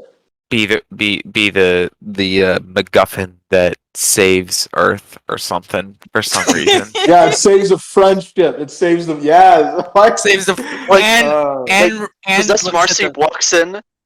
Possessed Marcy like breaks into the home, and it's like, for those of you who've seen Castlevania, like the Castlevania series, it's like she'll look at Anne and be like, she'll look at Anne's headboard and be like, "This was your room," and then just the whole conflict just ends there. The memories of Anne's headboard breaks the helmet and she goes Super Saiyan. Super Marcy. Sure. and Super Marcy. and remembers all the good times that she had with Sasha and Marcy by looking at her headboard. Just merely That- touching the that- wood restores it to its original And quality. then, Yeah, And then, looking like, at the Mr. headboard Boonchoy will unlocks walk in- calamity powers. Yeah. and then Anne's parents are gonna are justifiably going to be like, why'd they do this? Like, can't they just write a note? Like, This, you do realize this is gonna be a clip, right? Yeah, we're clipping this as like this is We're not thematic con this rant is about something. wood. Yeah, The Woodman rant. Yeah, thumbs thinking about wood. Yeah. Yeah. Oh my god. fine. Yeah, best of the Wartwood Gazette podcast 2021 right here. Like this is number one. This is better. This is better than the poly wheelchair. Yeah. Yeah, this number one, and then Polly in a wheelchair number two. Falling in a wheelchair. But I guess Classic. other than me complaining about that, is there anything else we need to cover? Anything urgent? I No. guess. I mean, we do have. Did we cover like what was said in the articles about the themes being played out in season 3? I don't even think so. But I guess we briefly touched on them. Yes, I'll pull up those Sometimes. articles just so I think we should talk about that. Okay. I'm just pulling up the links I had. I just pinned. So the Oh, D23 article didn't have too much new info. I think in the gamer interview, I think Nick already mentioned how a lot of it. I'm trying to look for that part where they talk about like just basically like the consequences of what happened and like the people who moved on and those who refused to move on from the girl's disappearance. Like that's gonna be something. It's gonna be tough. That line is just, it means so much, man. Oh my gosh. Wait, which line? About the people of parents? LA and how some of them cannot move on from the Oh, girl's disappearance or the opposite. Okay, so return. I've got the. Oh wait, that wasn't a quote by Matt though. That was. Yeah, Well- it was outside the quotations from what we could see, but it's. But I think they just got like they just paraphrased what Matt like said more or less. Yeah, it feels like it. I mean, because I don't think it's speculation. Yeah, they're gonna have like a conversation, right? So I'm thinking like, yeah, it's gonna be in a conversation. So I'm thinking they're just gonna like write it down. Like it wasn't like a direct question, but it did come out. If I'm Yeah. Matt was probably like rambling. He was like blah blah blah blah blah blah blah. Then he just dropped that. I mean, I was feel that. Yeah. It would be weird that they're getting it right about the fact that like characters are being forced to face the consequences of their absence, and then it'd just be weird for that first half to be accurate and then the second half just to be false. So, yeah, I'm thinking like, yeah, I know like it's really easy to just say like they moved from their like to say Marcy's parents moved from their houses, but I'm just thinking like. Right now, maybe if this idea is true, I'm thinking maybe they're in that process of it. Like, it's a really dark thing to talk about. I'm not sure, but I don't think anyone's completely moved on. But have they like touched upon the idea of it? Maybe.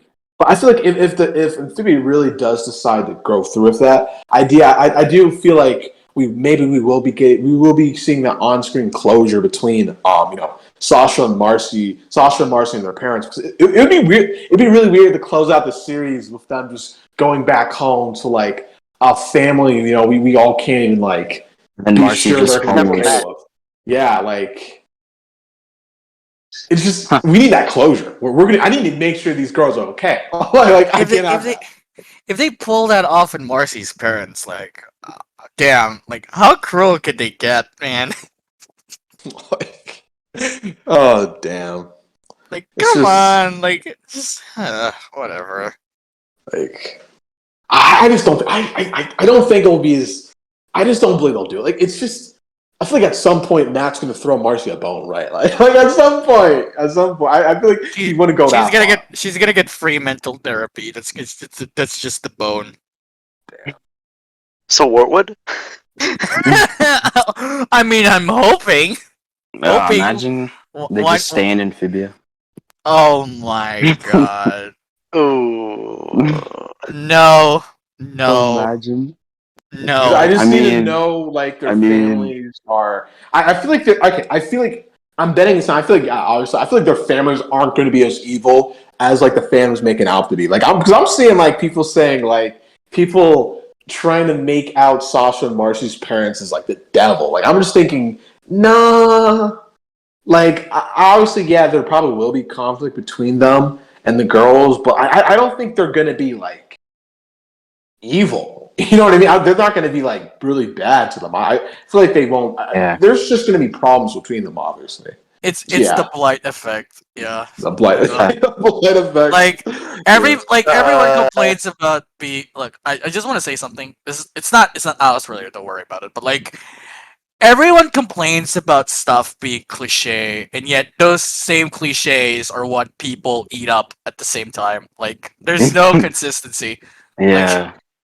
People complain about like, oh, why did it have to be like, why does one parent have to be fucking like, why does it have to be evil or something? But like at the same time, there are people who like, yes, make them evil, make them pay, so we can sympathize with these characters more. Like, no, like there's no in between. Like you're either a evil parent or there's no parent. Yeah. Yeah, but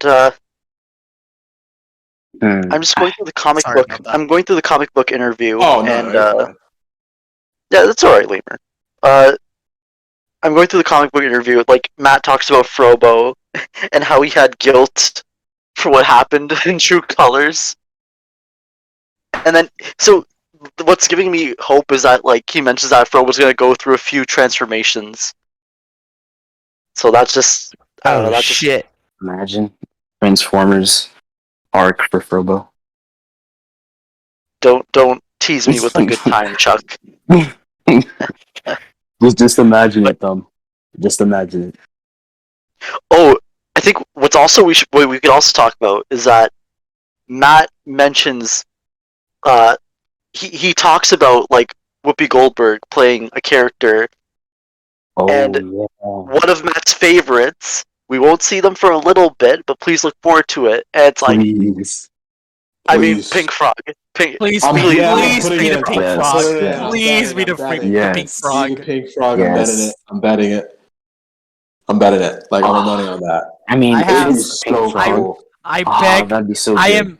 I'm betting my Jesus. taser for that. Ooh. Oh man. Man, I am just like- imagine like an Yeah. Andrias flashback trio episode.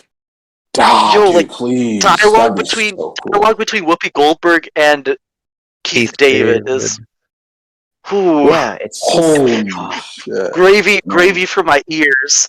That Oh. that's something that I would not expect to mark God. off my bingo card for 2021. But hey, Oh, It would be holy neat. shit. Just imagine that. Ah, please. it would be Ah. amazing. That'd be so cool. Yeah. It would just be like watching Clone Wars, like just the descent, how we like found out about the night or something, and then like the whole flashbacks and stuff. Just yeah, but just imagine that though, just them having like adventures or something, and then we just get hints about like how he just turned out the way he is now. hmm Damn. Imagine Whoopi Goldberg crying her heart out. Oh God, no, please, please. Damn. Like, I'm just hyped for everything that they're gonna do in this season. Fingers crossed for that flashback episode. Like just hands down, I really want to see that happen. Yeah. I'm excited. Yeah. So I think I covered. Yeah. So those were the interviews. I think we've covered everything. Yeah, I think we covered Yeah. pretty much everything. So I guess this is a good time to wrap up this week's recording. I just want to thank you guys for coming on tonight. And next week we'll be covering Hop Till You Drop and Turning Point, episode 2 of season 3. Ooh, cannot wait. Ooh boy, it's Man. gonna be another Excited. fun. It's gonna be another happy, funny episode of the Funny Frog Show. Yep. Definitely nothing bad's gonna happen. Nope. Definitely not.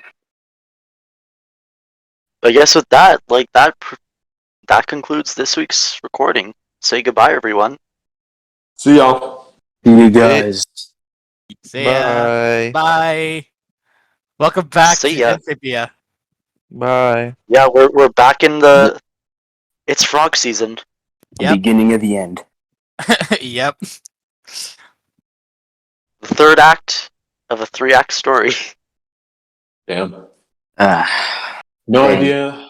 Too bad we don't know the number of episodes now. No way to be able to tell that. Am I right, guys? All right. See you Okay. guys. See ya. See you guys.